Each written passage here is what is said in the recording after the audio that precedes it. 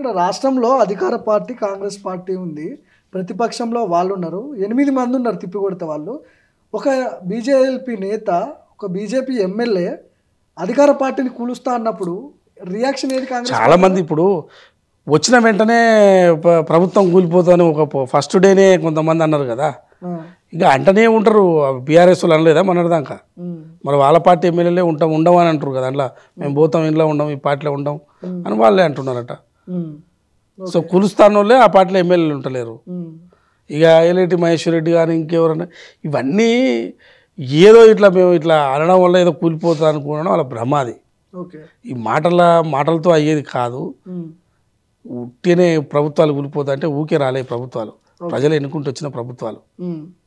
ఏదో ఇది ఇతర రాష్ట్రాల్లో బీజేపీ గతంలో కూలగొట్టిందని ఇతర రాష్ట్రాల్లో జరిగినట్టు తెలంగాణలో సాగదు. కేసీఆర్ కూడా అన్నాడు కదా, మేము 102 మంది ఎమ్మెల్యేలు ఉన్నప్పుడే మమ్మల్ని వదిలిపెట్టలేదు బీజేపీ, మీరు తిప్పి కొడితే 64 మంది లేరు కాంగ్రెస్ పార్టీ వాళ్ళు, మీరు ఎంత వాళ్ళు అనుకుంటే అని అన్నాడు కదా. 100 మంది ఉన్నా 64 మంది ఉన్నా కలిసి కట్టుకుంటే ఏ ప్రభుత్వం కూలదు.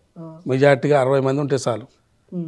కలిసి కట్టుకుంటే ఏ ప్రభుత్వం కాంగ్రెస్ పార్టీ ప్రభుత్వం కలిసికట్టుగా పనిచేస్తుంది, ముందుకెళ్తుంది, అభివృద్ధి నిదానంగా వెళ్తుంది. ఎవడు ముందుకు వచ్చినా ఎవడు వెనక్కి వచ్చినా అయ్యేది లేదు, పోయేది లేదు.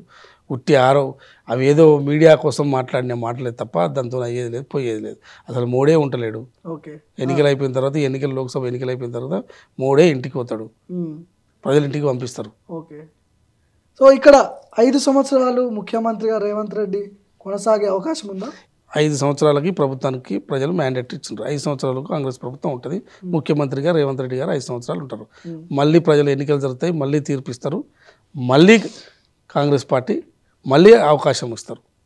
10 సంవత్సరాలు గ్యారెంటీగా ఈ ప్రభుత్వం ఉంటుంది. మూడోసారి కూడా మళ్ళీ అవకాశం, 10 సంవత్సరాలు బాగుంటే మూడోసారి కూడా ఇస్తారు. రైట్.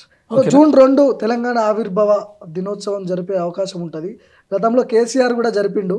ఈసారి ఎట్లా జరిగే అవకాశాలు ఉంటాయి? చాలామంది అంటే ఉద్యమకారులని మరిచిండు కేసీఆర్, ఉద్యమకారులకు న్యాయం జరగలేదు, అమరుల కుటుంబాలకు న్యాయం జరగలేదనే ఒక చర్చ కూడా వచ్చింది. సరే, ఇప్పుడు తెలంగాణ ఇచ్చినామన్నారు కాంగ్రెస్ పార్టీ వాళ్ళు, సోనియా గాంధీ ఇచ్చిన తల్లి అన్నారు. ఇప్పుడు ఏ విధంగా ఉండే అవకాశం ఉంటుంది? ఎట్లుంటే బాగుంటుంది?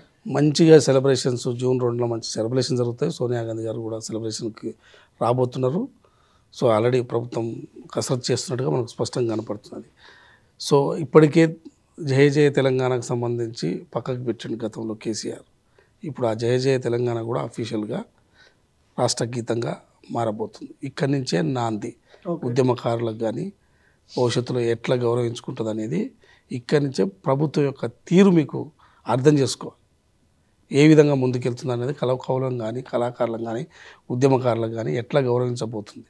ఏదైనా కొంత సమయం పడుతుంది. వచ్చి ఒక 3 నెలలు 4 నెలలు కాలేదు, వచ్చిన వెంటనే ఎన్నికల కోడ్ వచ్చింది, మళ్ళీ లోకల్ పడుకుంటే అవి ఉన్నాయి. ఇవన్నీ సర్దుకున్న వెంటనే అందరికీ గౌరవం దక్కుతుంది ఈ ప్రభుత్వంలో. ఉద్యమం చేసిన వాళ్ళకి, రైతులకు, కార్మికులకు అన్ని రకాలుగా ముందుకెళ్తుంది.